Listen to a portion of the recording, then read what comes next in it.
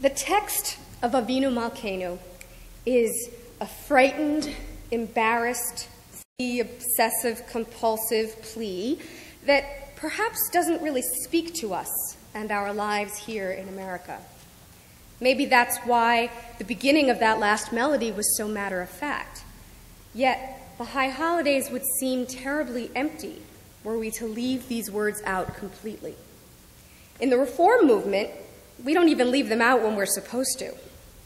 On Shabbat, we are forbidden to ask for things, and therefore should not recite this litany of petitionary prayers.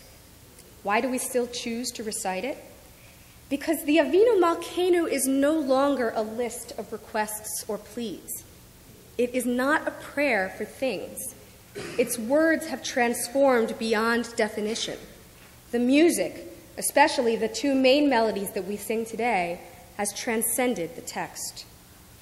In the Reform movement, most congregations sing a melody by Max Janowski, who lived from 1912 to 1991. Though it was composed recently, I cannot imagine a high holiday season without this pleading melody. Janowski took his text from what was then the current prayer books, the Union Prayer Book. This text was an abridged version of the original prayer.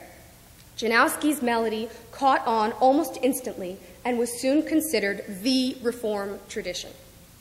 When the editor of our current prayer book, The Gates of Repentance, decided that he wanted to add back some of the original text and restore the more traditional order to the lines of the prayer, he met with surprisingly strong opposition. The text, as it appeared in the Union Prayer Book, had immense folk appeal. This had nothing whatsoever to do with the text itself, but rather for the music composed to match it. If the order of the words were changed, the Janowski melody would no longer work, and the people would not stand for that. The Gates of Repentance retains the text with which Janowski had composed his piece, and additions were added at the end. The words were not the point. The music would not be changed. Janowski's setting begins in quiet contemplation. Avinu Malkeinu, hear our voice. We have sinned before you. The notes move ever higher and louder as the pleas increase to begging. The piece ends in a cry from the cantor and a sigh from the choir. As I sing it, I feel that the gates of heaven are open before me, and I feel the weight of all my wrongdoings. The music pulls the emotion from us. It leaves us breathless and empty, a sigh.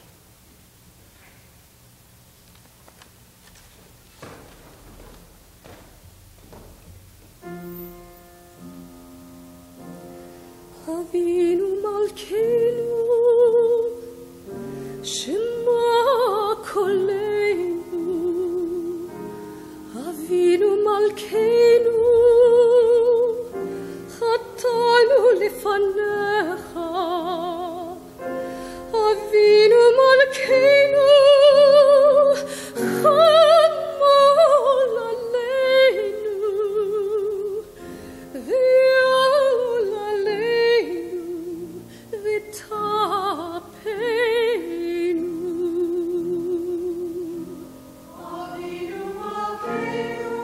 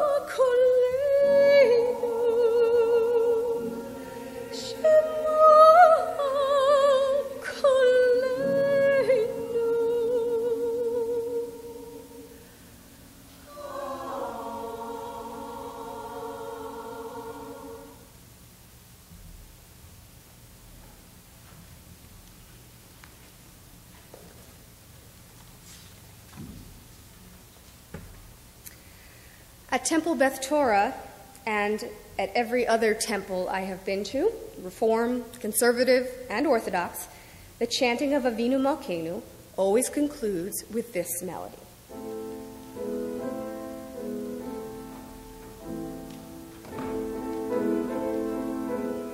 Please join us.